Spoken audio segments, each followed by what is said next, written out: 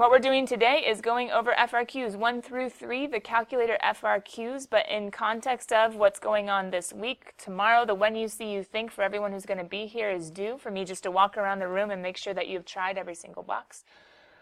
The 2003 bonus exam should be due, but I'm not collecting it until next Tuesday because some of you aren't taking the mock AP until next Wednesday, and some of you are flying and you won't be here tomorrow, so I'm giving everyone spring break for that 2003 bonus exam.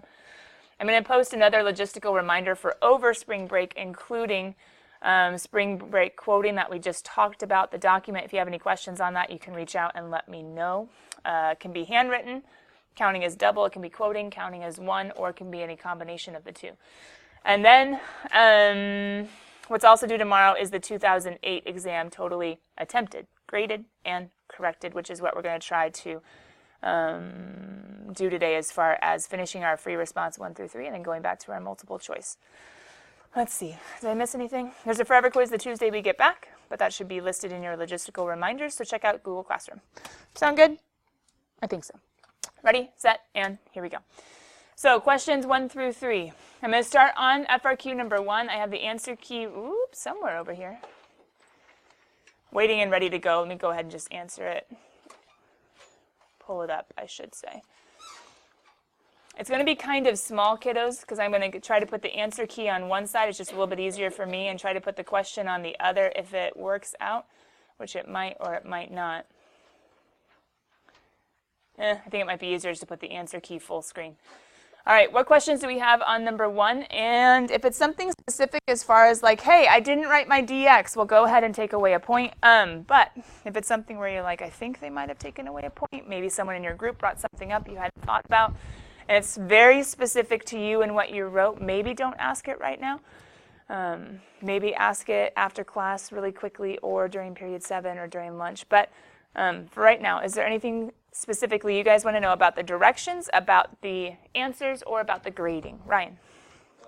So for 1B, yeah. would the bounds be strictly graded on, say, the exact decimal as like S and R, and then plugging this in as the bounds? Because I did where I rounded it to 3. No, you would lose a point for rounding it to 3. Remember, I have always said, and this is just something that we have to get into our brains, especially for areas and volumes, you cannot round the bounds. You round the final answer alone. So you could have, Ryan, you could have written this whole thing out or written a few with a ... using the full thing as a lower bound and writing it ... using the whole thing. You could have done that. But you know from the other ones that we've done, if it's a big old long decimal to be used as a bound, they always establish letters. Now, is there anything magical about R and S? No, nothing whatsoever. You could have used P and Q, whatever else you wanted, unless they say something about R and S, which they don't. But no, you cannot round it early. But it's okay. Make a note to yourself now so you don't make that mistake later. But good question. And I know the bummer of it is, oh, never mind. They didn't actually have you solve it. It's very possible that with rounding, you might have gotten the exact same answer. But don't round early. What else? AJ? 1D? Okay. The region R models the surface of a small pond. And then it talks about the depth of the water. I know this is a little weird because, well, you guys didn't relate with this as much as period 6 did. But remember how I brought up Popsicle Man? And cross sections, or whatever you want to talk about it, some sort of marble, someone who grows out of a puddle. We talked about cross-sectional areas, or there's some sort of area on the bottom, like we put it down, like we put this down on a table and something grows out of it. Triangles grow out, or semicircles grow out, or squares grow out, bounded by this region. But this, everything goes backwards. Instead of this being the base and growing up out, what is this saying? It's the top. It's the surface, and the volume goes down. But does that really make a huge difference? Maybe letter D, it was really hard for you guys to visualize, so let me do a very rough rendition. I should get Joyce Kim up here. But a very rough rendition of what's going on in letter D. Never mind. If this is the surface of the pond, and if the pond goes down from here, some of you guys might start getting really particular on me and saying something to the effect of, well, the bottom of a pond can be very uneven. I get that, but we're doing this ideally. So if I was to show this as like the surface of a pond and somehow, ooh, that's a little rough, but that's okay. And then I had my swoop, there it is, and then my pond was to go down, swoop, there it is, and then something to that effect. And this should be a lot more swoopy. But whatever it is, if this is the surface of the pond, whatever, I can still have volume, because isn't the volume of something just the integral of the area dx, right? If you think about it, if we were doing something like squares, or like semicircles, or like triangles, we would ask ourselves, okay, this is the area of a slice, right? Of a cross-section, of a slice. So if I was to slice this, and I know it's a little bit weird, but if I was to slice this, what, oh, it didn't change colors. What shape would this be?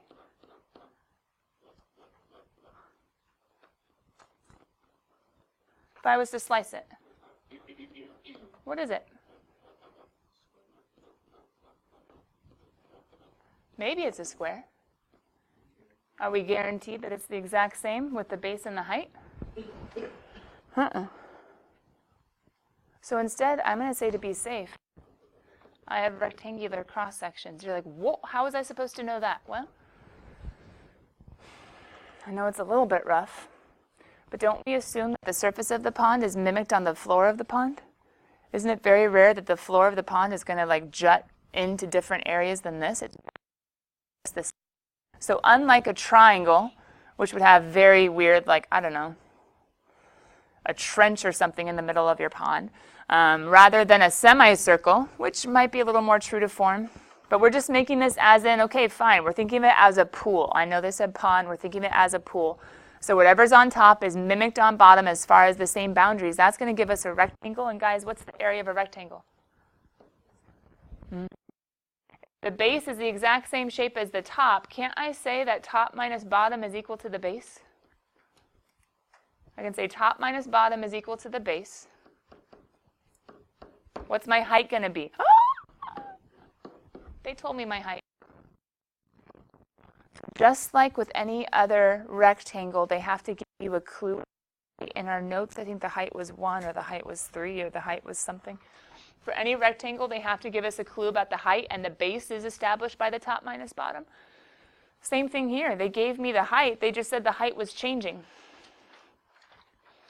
And that's like, oh, they are allowing for this not being the exact same at every single point. Okay, so maybe there is some variation on the ground. But with the variation of the ground, the heights are changing, whatever. I have my rectangle, and I can go ahead and plug in my top minus bottom, which would be what? Sine pi x? Yeah, this guy minus the cubic guy who's down here.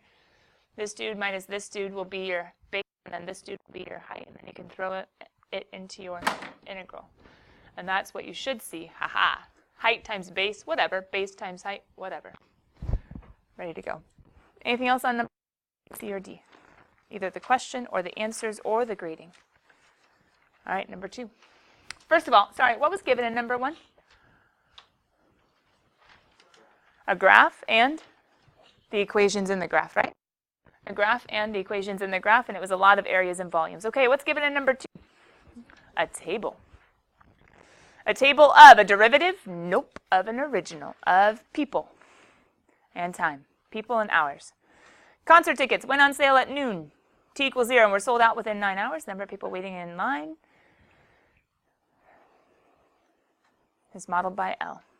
And they give us all of the little details about hours and people and all that jazz. Okay, any questions on A, B, C, or D?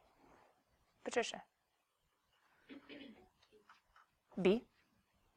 Use a trapezoidal sum with 3 subintervals to estimate the average number. If I were you, before you ever get to actually solving this, think about the calculus. So guys, as soon as I see average people, is that an average rate? Average value, because average people, there's no rate they're even talking about. They're not saying per hour. They're saying during the first hours, but not per hour. They're not talking about average how fast. They're talking about average number. So average value, isn't that a 1 over b minus a? First 4 hours the tickets were on sale. When they go on sale? At 0. So wouldn't that be 4 minus 0 of the integral 0 to 4 of, what stands for average number of people waiting in line? Isn't that L? Yeah. Number of people waiting in line is L. So L of t dt. Okay, let's go. Oh, we can't. We don't have a function for L, so we can't antiderive and plug in the top and plug in the bottom. Well, how on earth are we supposed to do an integral if we don't have a function? We remember that it's an area. And what can we do with area? Approximate with a Riemann sum. Now, Riemann sums, aren't there options for left or right or midpoint or trapezoid? Oh, what'd they say? Use trapezoids.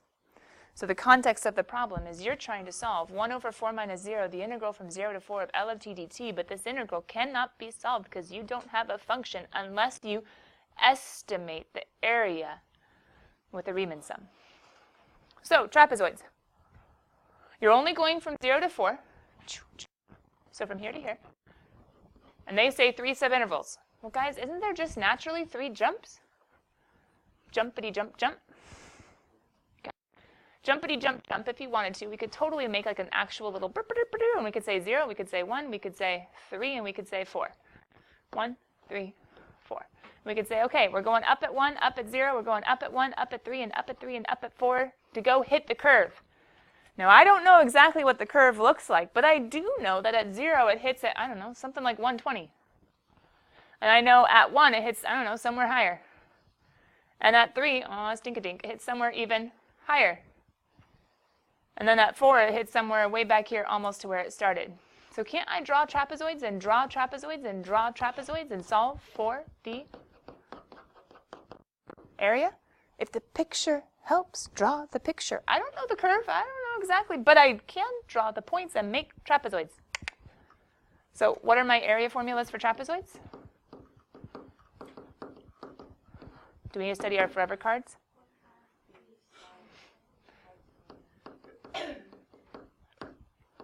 Oh, wait, can't I just say they're all 1/2, so then just put a big old 1/2 in front?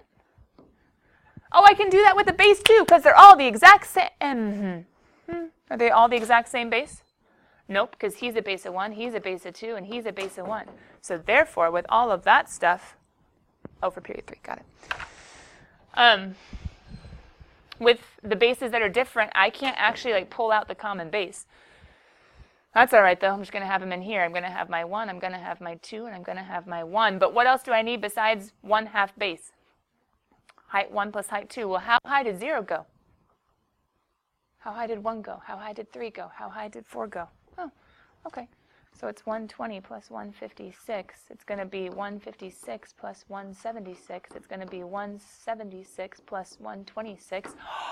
Isn't there some sticking to the man that could maybe happen? Guess where they would have let you stop? What is this? B. Ugh. Okay, good and bad. They decided to use function notation, like L of 0, L of 1, whereas I would have used 120 and 156. They used L of 1, L of 3. I would have used 156, 176. Here's the deal. Can you box their answer? And the answer is no, because they don't have the numbers plugged in. But if you had plugged in your 120, 156, your 156, 176, 176, 126, if you had done, well, I would have just done 1 and 2 and 1. But anyway, then you could have boxed this answer. That's the annoying part. You didn't have to plug and chug it to your calculator. Wait a minute. I get that the 1/2s, got it. That could be out in front. And I get the height 1, height 2 times the bases. What the heck is this? What was the formula? Your Riemann sum was only part of the answer, right? You had to take your Riemann sum and plug it in times a 1/4. But if you look at the answer key as far as grading, the trapezoidal sum, if you had forgotten the 1/4, you would have still gotten 1 point. Sadly, if you had gotten the 1/4 and messed up your trapezoidal sum, you would have gotten no points. Does that make sense? Because you wouldn't have gotten the right answer or an expression for the right answer, and you wouldn't have gotten the correct trapezoidal sum. They could have done the trapezoids, forgotten the 1/4, and still had 1 out of 2. Any other questions about A, B, C? Oh, sorry. Or D. C? C says fewest number of, I need a theorem. If they tell me at least or at most or is there guaranteed or the fewest, I need a theorem. What is the fewest number of times at which L prime must equal 0? Rolle's theorem! Yay! Rolle's theorem. I like him. F of A has to equal F of B perfectly.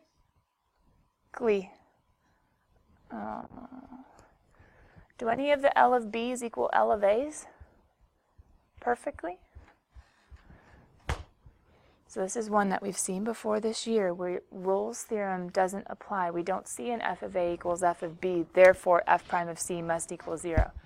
As long as the function is continuous and differentiable. Twice differentiable means it had to have been continuous because it was differentiable twice. The conditions of MVT are met, but Rolle's are not. Well, fine. How do we do this with MVT? Do you remember? We wrote it out. Do you guys have your when you see you thinks? Is there something to do with Rolle's theorem on your when you see you thinks? And C, maybe? I might be wrong. D? There's MVT and then there's Rolle's, right? Rolle's says the condition of Rolle's. True? Okay, the conditions of Rolle's, F of A equals F of B on top of continuous and differentiable. But could you guys maybe write yourself, and in the little note you could say, but the conditions for Rolle's, F of A has to equal F of B in order for F prime of C to equal 0.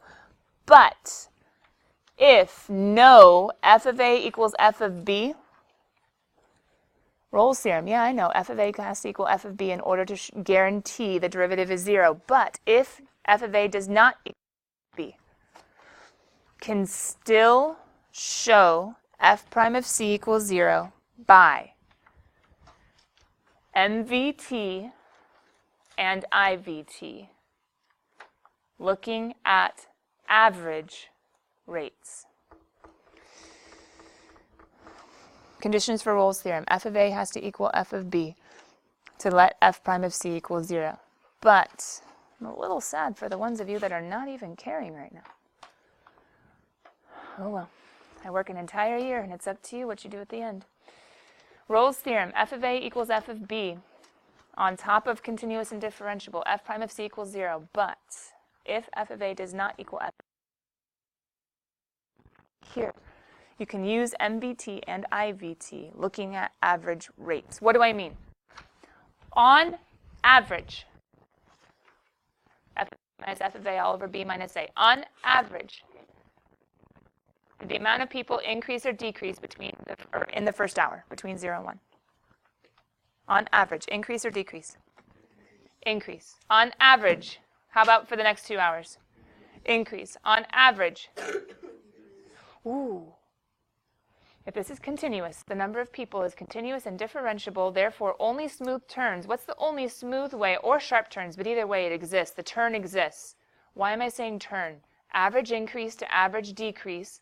What does MVT tell me about averages? If the average is an increase and if the average is a decrease, what has to be true somewhere on that table by MVT? The average has to equal the instantaneous. So I can say average increase to average decrease by MVT means an instantaneous increase to an instantaneous decrease, which means by IVT, if the derivative is positive somewhere and the derivative is negative somewhere because of the conditions of continuous and differentiable, what must there be in between? A 0. You don't even have to be more detailed than that. By IVT. So if I see on the interval 1 to 4 an average increase and an average decrease, by MVT there must have been an instantaneous increase to an instantaneous decrease. Sign change must have occurred by IVT. And then, this is where it gets good. By similar logic, I don't have to say it again. By similar logic, how many more times does that have to happen? Average decrease to average increase, there's going to be another one on 3 to 7. Average increase to average decrease, another one on 4 to 8. And then that's just decrease, decrease, I know nothing. So as long as you're detailed on one, you can say by similar logic, there will also be zeros on the interval 3 to 7 and 4 to 8. And then, haha, I considered a sign change that was possible of L prime. I analyzed it using MVT and IVT, and I would have had my correct conclusion of 3. Now, this talks about 2 different ways of doing it. One talks about like maximums and minimums, but remember, you can't say where they occur. You can on an interval. But I think the easiest way is up here using, check it, see it, MVT and IVT. So why did I have you write that under Rolle's theorem? Well, Rolle says f of A has to equal f of B. But there's a way around Rolle's theorem to say, ooh, but MVT and IVT can also show if I see average changes in increasing to decreasing or decreasing to increasing. Does that make sense? Okay, so you can maybe read that a little bit more carefully as far as the logic and how to show it. See, they didn't even say by similar logic. They just said similarly. Here and here. So if you're detailed on one, sweet. You can just be similar on the others. All right, anything else on A through D? Going once, going twice. Third FRQ, last FRQ. Oil leaking from a pipeline. Oil leaking from a pipeline. The oil slick takes the form of a right circular cylinder. I have no idea why, but according to this it does. Okay, I don't know. From a pipeline on the surface of a lake. See, I'm trying to visualize. I have no idea. Maybe because it's swirling. I give up. Whatever, it's true. Any questions on A through C?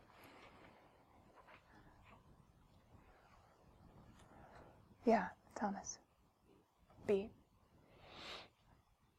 If I were you in a colored pen, I don't know if I did this with you and period 6. I feel like I only did one period and I don't know why. Did we talk about how Californians should be really good at these kinds? No? Aww. Especially part B. Why should Californians be good? Because it's an in and out one. Nah, in and out. Why? What's going on with the oil in the lake? There's oil going into the lake. Then the device comes, says, oh no, oil spill, and starts pumping it out. There are so many different in and out types of questions. One year it was, there were bananas on a display. Customers start coming and buying the bananas at this time when the store opens. And then around this certain time, this worker gets on shift and is able to go start restocking, so they start putting bananas on. Bananas are being taken out. Bananas are being put on. So it could be on, off. It could be in, out. I just say in and out. It's easier. This is an in and out problem. Why? What model's going in? Right here. The volume increases at a constant rate of dVdt is 2,000. That's how fast oil is going into the lake. Then over here, now this recovery device starts pumping it out of the lake at a rate of 400 square root of t cubic centimeters per minute. Similar to the one we saw the other day about the pool or the pond or the something with water. There was water coming in and water leaking out. It was an in and out problem. Okay, so what's going on? Find the time when the oil slick reaches its maximum value, volume. Well, wait a minute, what stands for volume? Because that's a rate, and that's a rate, the 2,000. What's the combined or the combination of going in and coming out? Wouldn't it be the in minus the out? Or the in minus, I guess it's sucking up, or I don't know how it works. In minus the out. So I could say 2,000 minus R is the rate at which the volume of oil in the lake is changing. How much is actually there present with what's spilling in and with what's being pumped out. So I could put the combined rate is 2,000 minus 400, the in minus the out, the rate in minus the rate out. But that's the rate. How do I go backwards from rate? I integrate. Figure out the volume. Check out what they did. What letter is this? B? B. So dVdt, the combined, is how fast is going in minus how fast is being taken out. They're going ahead and saying, hey, wouldn't maximums or minimums, absolute maxes, absolute mins happen at critical numbers or endpoints? Critical numbers are when this is going to equal 0. This equal to 0. They figure out, well, if this equals 0, these must be the same, so this will equal 2,000. You can use your calculator to either find the intersection or to subtract and find the 0. on the interval of, do they even tell us how fast this, or for how long? So you have to just kind of extend your window. But you would find that there's a 0 at 25 minutes. And they went ahead and used this whole like volume is strictly increasing before and strictly decreasing after, because they went ahead and graphed their derivative. And when you graph the derivative, you can see that the rate at which it's being pumped out is less than 2,000 before 25, and then the rate at which it's being pumped out is greater than 2,000 after. So they talk about like a strict increase, strict decrease. I think I like better. I probably should have just gotten so I could be writing on this. I would have rewritten this from what I've shown you as, no, wrong way. 2,000 minus r of t is equal to 0.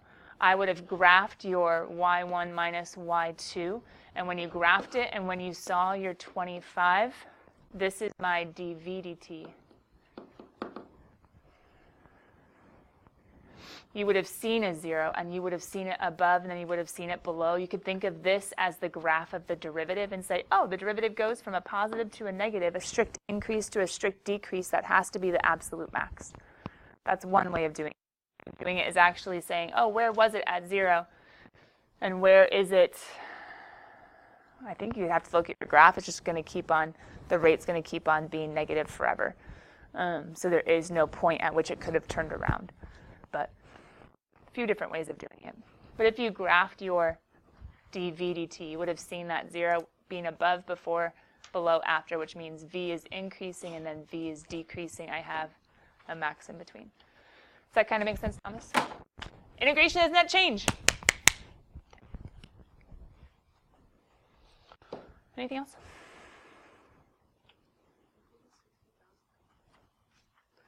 Where does 60,000 come from?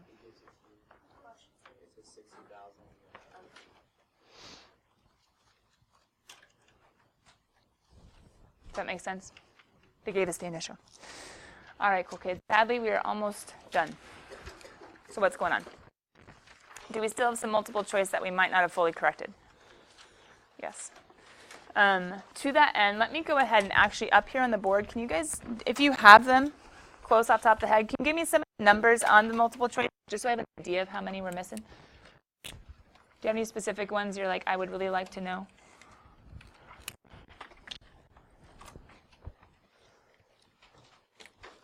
Not off the top of your head? Okay.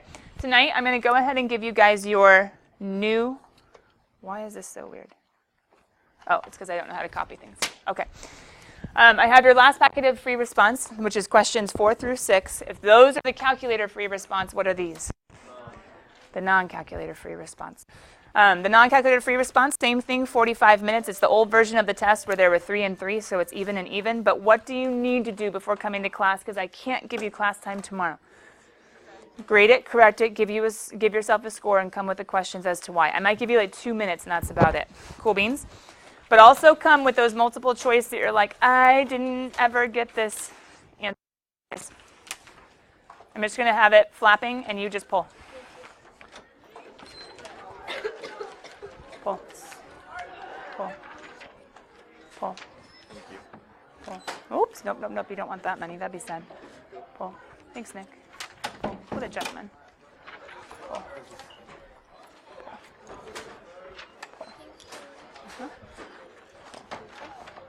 Pull. Pull. Yours. Pull. Oh, sorry. Pull, pull.